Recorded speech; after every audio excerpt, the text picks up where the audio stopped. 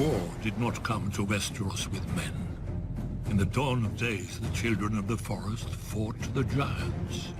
But neither race sought to destroy the other, or lay claim to the continent. They couldn't.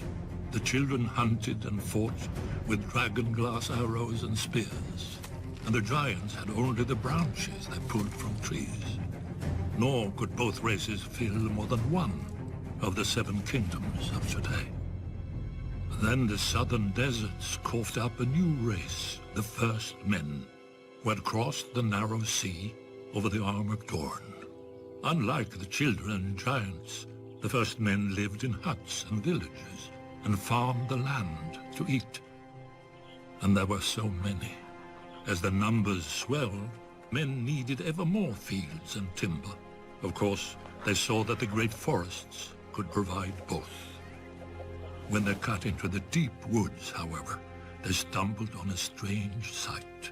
A white tree with red leaves and a face staring back at them. At first, they were afraid, but the face never spoke, even when the axe bit into it. The First Men didn't know what a weirwood was. They didn't know that a weirwood grows forever if left in peace, or that the native children believed their spirits went into it after death. The children had no letters or runes, all of the history, songs and prayers, only the trees remembered. When the children looked at the cleared fields, they saw not white stumps, but their ancestors now lost forever, with their bones stolen to line the invaders' walls. Driven mad by grief, the children attacked. The First Men had never seen a weirwood, but the children had never seen bronze. Their dragon-glass arrows glanced off the First Men's shields, and their armor of woven bark split beneath the First Men's swords. As the war raged, the children resorted to the one advantage they had, the magic of their old gods. Their green seers enlisted dire wolves and snow bears, cave lions and eagles, mammoths and serpents.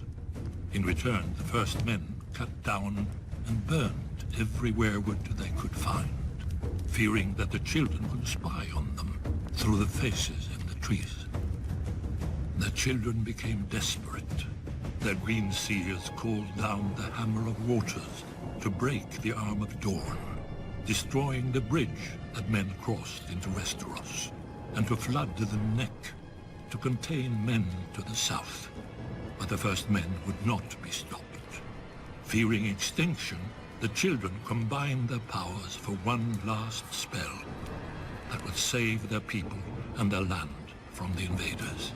By themselves, the children were too few to resist the onslaught. But if they could turn men's numbers against them?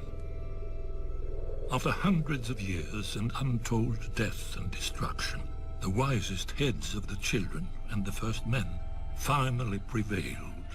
The children couldn't win this war, and the First Men didn't want to win, fearing the cost of victory. Heroes and rulers on both sides met upon an isle in the God's Eye to form the pact. The children gave up all the lands of Westeros, save for the deep forests, and the First Men swore that they would no longer cut down the weirwoods. Thus ended the Dawn Age and began the Age of Heroes. Yet after the dawn must come the night. The great evil that the children unleashed in the war returned centuries later, and only an alliance between the children and men defeated it. Now it comes again, when the children are a shadow of what they were, and men have long forgotten. But the trees remember, and Brandon Stark must learn.